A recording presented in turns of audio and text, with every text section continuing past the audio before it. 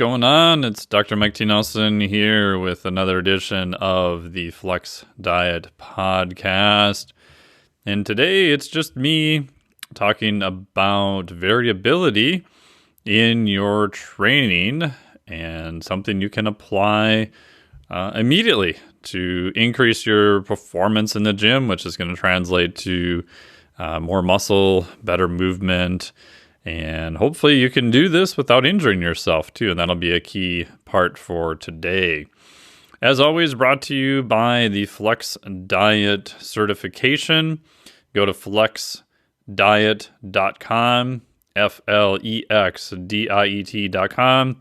You'll be able to get on the wait list there and be notified once the Flex Diet cert opens again. So depending on when you're listening to this right now, I'm recording this around March 5th. It'll come out a few days after that. Next round opens mid-April, and it usually runs quarterly. So go to flexdiet.com, hit the button for join the waitlist. That'll put you on the daily newsletter, which I have all sorts of great stuff for you there too. And you'll be able to enroll in the Flex Diet Cert next time it opens up. So 8 different interventions looking at nutrition and recovery in a complete system using the concepts of metabolic flexibility and flexible dieting. So today we're talking a little bit more about exercise and a big lesson that I was reminded of again recently. So if you're on the newsletter, you heard me talk about this as it happened. So for reference, this was Tuesday, February 23rd. And I wasn't super excited about going to the gym. Most days I do enjoy it, although like a lot of people, some days are easier than other days and it takes a little bit more effort to just get to the gym. And I'm pretty fortunate that I only have to walk out into my garage, so I don't even have to really go anywhere, which is done on purpose because it makes getting stuff done a lot easier. The amount of sessions, especially this last year and the year before, that I would not have been able to do if I did not have something at home or a facility at home, I would have missed a lot of sessions. So one of the sub lessons here today is even if you just have a set of kettlebells at home, a TRX, a set of rings, a barbell without a rack and some, used weight, whatever, having something at home or just being really good at body weight training, I think is incredibly useful, especially in the current climate with gyms opening and closing and different restrictions. Having something to do at home, I think, is essential. And again, that may be even just doing your cardiovascular training at home. I took my old mountain bike, put road tires on it several years ago, and just stuck it on a trainer, like a Kurt Kinetic fluid trainer. I bought a Garmin device to measure speed, which was like $25. That syncs to my watch, so now I know how fast I'm riding, heart rate, and other parameters, just basic parameters. I also know distance. And again, the distance on it may not be uber accurate, but it's a comparison, right? So I know if I'm riding longer or harder or faster. Concept 2 rower is awesome too. There's also many different things you can get. And if you're good at running, your biomechanics are sound, running can be great also. A few years ago, I had to kind of go back and make sure I could actually run, especially when I was traveling a lot, doing lighter cardiovascular stuff. Running is a very easy option.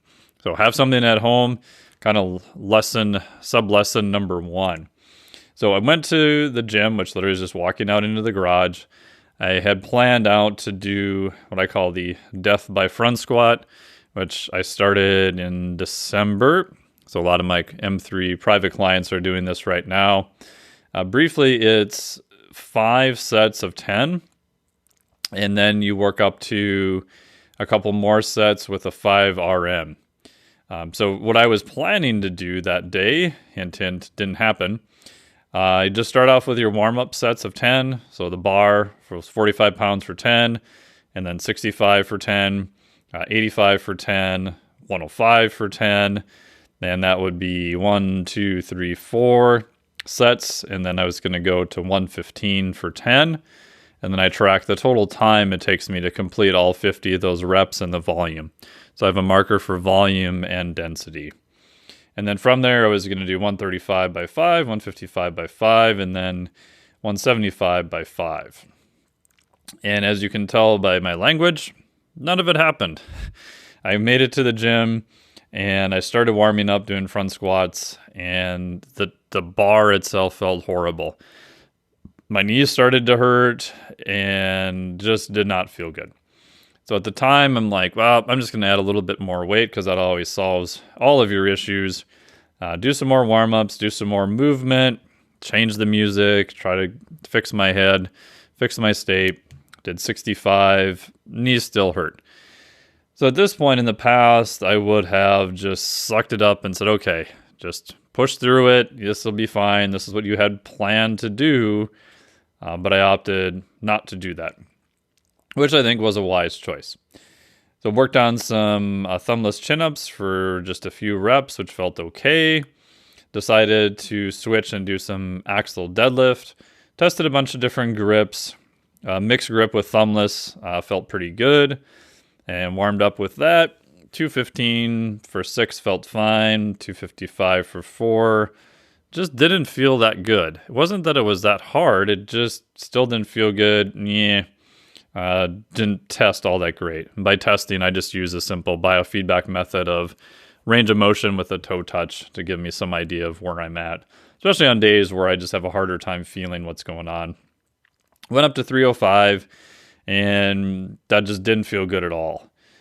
Keep in mind that the previous week, I did 255 for 5 sets, and then did 305 for an easy 5 after that. So by all rationale, this should be very sub-max work. Still didn't feel very good. So, okay, let's try some other exercises. Let's go to something completely different. Did a flat-seated kettlebell press with one arm. I'm figuring I'll go move to upper body, and then I'll move to some unilateral type movements, right? So getting away from symmetric kind of full body stuff. I did some Meadows rows also, and both of those just felt crappy.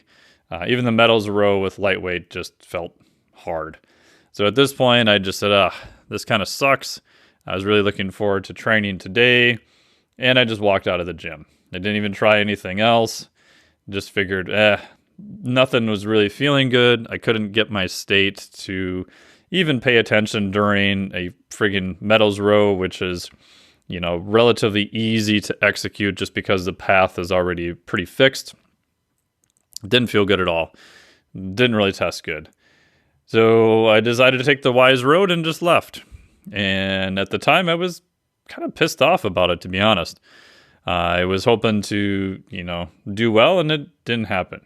But the good part is I've done this long enough now for several decades that those days happen, and you still give yourself, quote unquote, the win, even though it doesn't feel like a win, that you went to the gym, you tested things out, it wasn't there, you took the wise route of not forcing it when it wasn't clearly going to happen, you tried different things, and it's not there, so just walk out. There's no harm, no foul, no injuries, live to lift another day. So the next day, Wednesday, I just opted to do some cardio stuff. My HRV was still pretty crappy. Didn't feel super rested, but I got into pretty good rounds of some high intensity interval work and did some light biking, did some cold water immersion, called it a day, and felt pretty good about it. So fast forward to Thursday, which is only 2 days after the horrible, quote-unquote, day I had in the gym. Was feeling okay. Didn't feel amazing, per se. But started doing warm-ups. Opted to do an axle double overhand deadlift. So one of my main goals is to hit 300 pounds for a double overhand axle.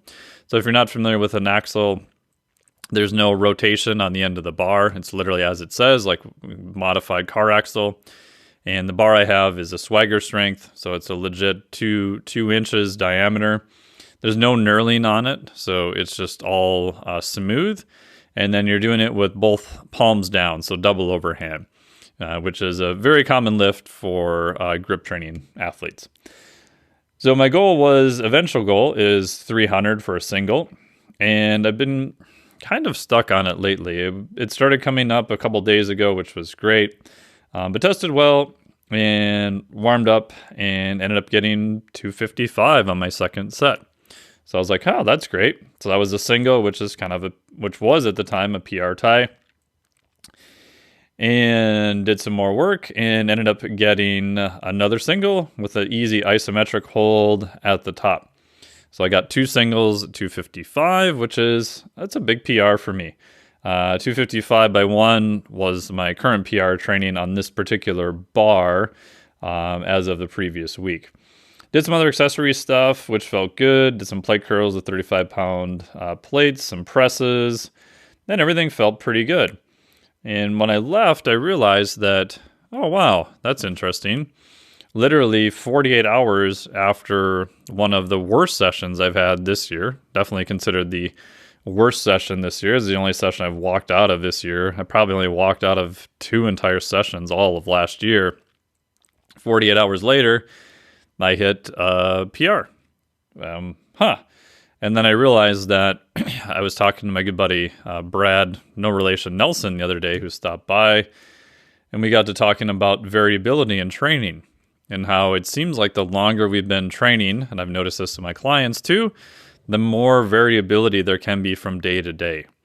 And this is, where lifestyle is relatively controlled, right? I know when I was traveling, I would have a lot more variability because you're on a plane, you're showing up somewhere else, you're teaching for 1, 2, 3 days in a row, and so all that can get a little bit crazy. But at home, definitely much more controlled. So we were both just remarking of how if this had happened, this hard day, a few decades ago, we probably would not have gone well. We probably would have forced it and probably would have been injured. But walking out, going back another day and just showing up day after day to see what you are capable of doing, even on the days where prediction-wise you may not think it's going to be that amazing, turns out to be pretty darn good. Which kind of reminds me, I believe it was from Coach Dan John, that 80% of your training is just kind of walk in and punch the clock, right? Do the highest quality work you can and get the work done. It may not feel amazing, may not feel really horrible, but you just kind of get the work in. And you've got a few of those kind of 5% of your days that are going to be amazing and 5% that are just going to totally suck. And you're probably better off just leaving the gym. I guess that's 80%. So we'll say 10% and 10% because despite having a minor in mathematics, I appear to not be able to do math whatsoever. So I think showing up each day, being as violently consistent as you possibly can be, is really the key. Within that, you're going to have a higher amount of variability the longer and longer you're lifting. Meaning, I just see some days are higher than other days, some days are lower than other days. But if you average everything out, the average is still going to be pretty good and you're still making progress. If you start missing days and you're not able to get to the gym, that happens. That's part of life. But the more days you can show up, see what you can do, listen to your body, do the best you can, and then leave, to me, that is going to be a hallmark of the process. Because we can't necessarily control the output all the time. We can, however, 100% control the process of showing up, doing the work, and getting it done. And it's still fascinating to me and other even more advanced lifters I've talked to that even after doing it 4 to 5 days, 6 days, 7 days a week for a couple decades now. I'm 46, started lifting when I was 18. Even now with that much practice, I'm still not super good at predicting ahead of time what may be an amazing day and what may be a horrible day. And I think prediction is probably very much overrated. So just show up, go to the gym, warm up, get your head right, get your mood right, do what you can, keep the quality of work as high as possible. If you're working with a coach, follow the plan or know how to deviate, sort of the commander's intent when needed, and then go forth from that. Because you can control how many times you show up at the gym and give it a go. So that you can control. The more times you can do that and make progress each day, those days will add up to progress over a month. They'll add up to progress over a year, adds up to progress over decades and multiple decades. So the moral of today's little story, control what you can control, which is going to be the process. Put your time and effort into arranging it so that you can show up at the gym when you need to, do the best that you can, and then alter as necessary. So there you go. Any feedback, let me know. Greatly appreciate it. You can hit subscribe on your favorite podcast listening area, iTunes, Spotify, whatever you're using. Any comments and feedback there is always greatly appreciated. We will have some more interviews coming up again. As always, this is brought to you by the Flex Diet Certification. Go to flexdiet.com, FLEXDIET.com. Get on the wait list there, and you'll be notified the next time the Flex Diet Cert opens. We'll also have lots of daily information for you that's completely free. So flexdiet.com. Thank you so much. Talk to you all very soon.